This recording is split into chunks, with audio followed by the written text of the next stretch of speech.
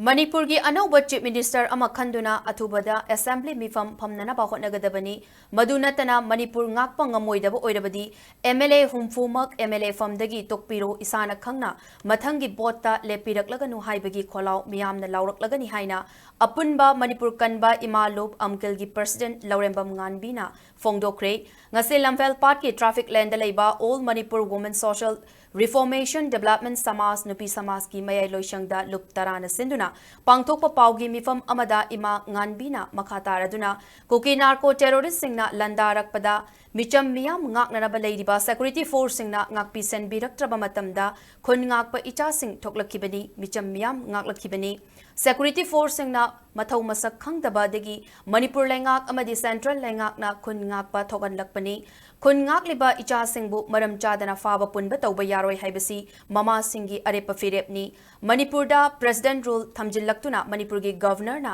numit tare ni gi manungda khulai pikhatlu karam na hairibano madu haidringai mamangda governor na Manipur da thokliba lan asi kanana hana hobano haiba khangjinba fai loinana haujik rajniti gi oiba charang naba asina maram oiraga Anouba luchingba khanba ngamdaba asi athuba matamda luchingba ama khallaga assembly mifam kaunanaba honabiu maduna tadana Manipur ngakpa ngamoidaba MLA humfumak MLA famdagi tokpiro isana khangna mathangi botta amuk Leppirak laganu haina miyamna lauraklagani haiba wafam sing fongdoki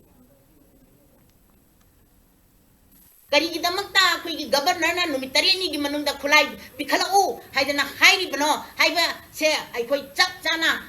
ꯍꯪꯅꯤꯡꯉꯤ ꯁꯥꯟꯇꯤ ꯑꯣꯏꯅ ꯂꯩꯃꯤꯟꯅꯁꯦ ꯍꯥꯏꯕ ꯌꯥꯗ꯭ꯔꯕ ꯃꯤꯁꯤꯡꯗꯨꯗꯒꯤ ꯈꯨꯠꯂꯥꯏ ꯊꯥꯒꯠꯇꯅ ꯅꯈꯣꯏ ꯑꯃꯨꯛ ꯍꯟꯅ ꯇꯧꯕ ꯌꯥꯔꯣꯏ ꯅꯨꯡꯁꯤ ꯆꯥꯟꯅꯅ ꯂꯩꯌꯨ ꯍꯥꯏꯕꯗꯤ ꯉꯝꯗ꯭ꯔꯒ ꯏꯆꯝ ꯆꯝꯅ ꯄ꯭ꯔꯣꯇꯦꯛꯁꯟ ꯇꯧꯖꯔꯤꯕ ꯑꯩꯈꯣꯏꯒꯤ ꯄꯨꯟꯁꯤꯕꯨ ꯀꯟꯖꯔꯤꯕ ꯑꯩꯈꯣꯏꯒꯤ ꯂꯟ ꯊꯨꯝꯕꯨ ꯀꯟꯖꯔꯤꯕ ꯑꯩꯈꯣꯏꯒꯤ ꯏꯖꯠꯄꯨ ꯀꯟꯖꯔꯤꯕ ꯏꯆꯥ ꯏꯁꯨꯁꯤꯡꯗ ꯑꯦꯇꯦꯛ ꯇꯧꯔꯛꯄ ꯍꯥꯏꯕꯁꯦ ꯃꯅꯤꯄꯨꯔꯒꯤ ꯃꯃꯥ ꯑꯣꯏꯕꯤꯁꯤꯡꯅ ꯃꯅꯤꯄꯨꯔꯒꯤ ꯄ꯭ꯔꯖꯥꯅ ꯌꯥꯕ ngam ti ay base governor masana kanggadabani loina na mana numit 8 sigi manungda akhoi gi kuki la lo bisingje chap chana khulai thallaroi amu hana thaba taragadi makhoi kuki singje Manipur dagi loina tanthokigani haibagi chap chap phire ama Manipur praja da piba ngamba taragadi masida aikoina sijinariba natreraga aikoina leiruriba natraga